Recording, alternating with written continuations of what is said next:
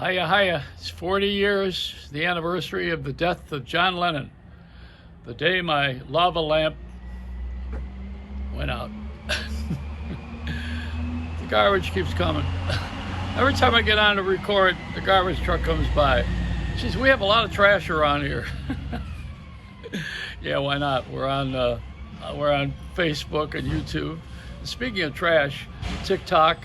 Why do I not have all the hits that all these other guys have with their ridiculous things? I mean, I should be world famous for saying that if you want to have effective distribution of the virus vaccinations, you ought to let all of the drug dealers out of jail.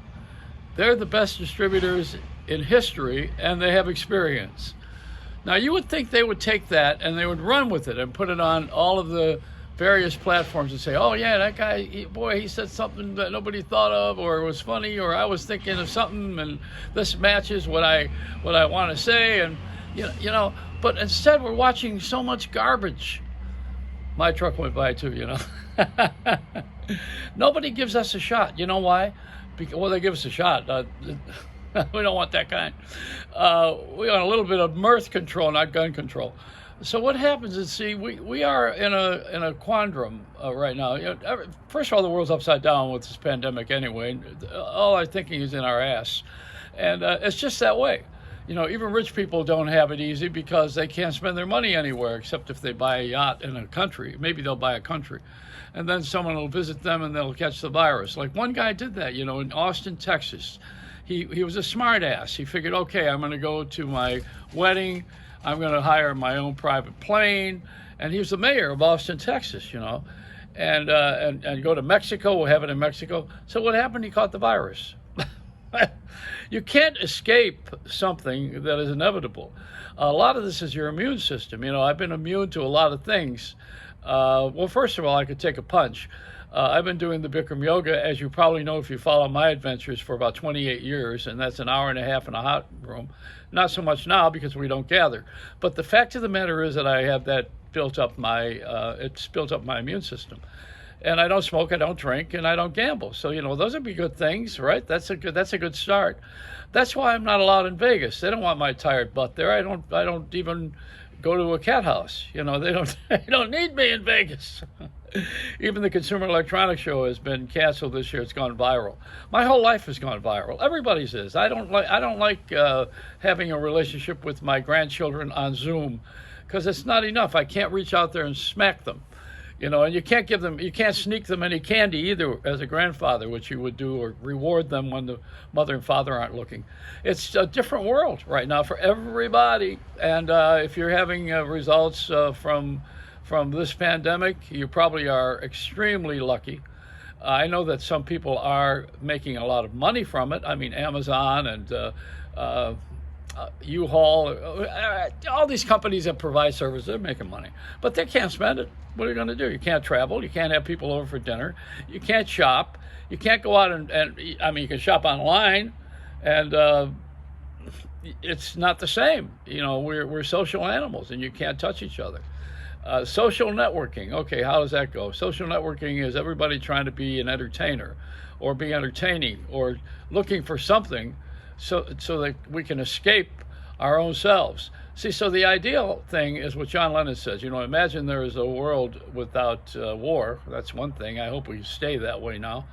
And Imagine was a great song by his. Incidentally, while I brought him up again, let me just tell you, on his 40th death anniversary, you can watch on YouTube my visit with Sid Bernstein, who brought the Beatles here.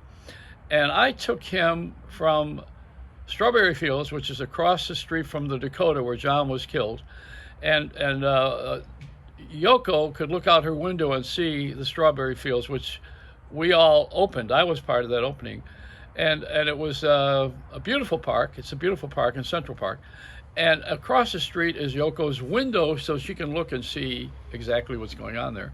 But the point is that I took Sid Bernstein, who was in a wheelchair, and it was in his ending days, unfortunately. And I wheeled him across the street to the Dakota where John was shot. And the guy who's the guard at the door had no idea of who Sid Bernstein was. He had no idea.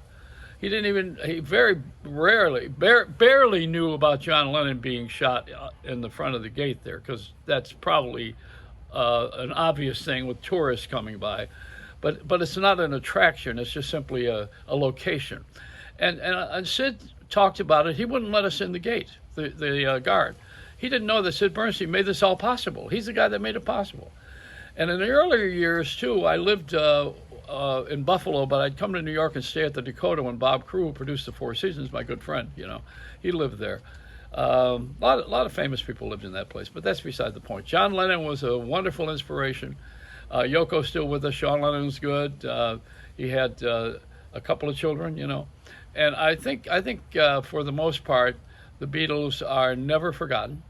And Paul McCartney's still there, having hit records. Can you imagine? And Ringo Starr is on my birth date, same birth date. And I had at 20th Century Fox, when I was there, one of my secretarial people, because I had a department as creative director. One of them was, I think Ringo Starr got engaged to her. Anyway, we're all friends through the years, and I miss John terribly, because I miss him wonderfully, not terribly. I miss him wonderfully. He was inspirational, and he also had a temper. Just for you to know, if you didn't know that. And I thought when he ran around with May Ping, who was his secretary, and his wife gave him permission to sleep with her, that was a little unordinary, but good story. I'm going to have May on with me one of these days. She'll tell you her side of it. She traveled to L.A. with him, and he became another recording phenom in L.A. alone as John Lennon on his own record label, Apple Records, what it was called. So here we go.